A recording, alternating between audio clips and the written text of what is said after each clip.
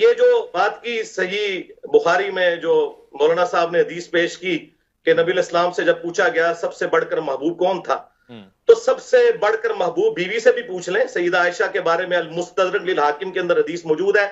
अम्मा आयशा से किसी ने पूछा, बताइए कि नबी इस्लाम को अपने सहाबा में सबसे बढ़कर महबूब कौन था, तो उन्होंने कहा कि फातिमा सलामुल्लाहि अलैहा। बुखारी मुस्लिम हदीस है, फातिमा मेरे जिगर का टुकड़ा है। जब इंसान किसी की फजीलत बयान करता है ना, तो औलाद के बाद ही उसका जिक्र कर रहा होता है, ये अंडरस्टूड होता है। घर वाले पहले नंबर पे होते हैं। फिर उन्होंने पूछा, नहीं मर्दों में बताएं, तो उन्होंने कहा कि मर्दों में फातिमा का शोहर अली इब्न अबी तालिब, जो कि कसरत से रोजे रखने वाले और शब्बेदारी करने वाले थे।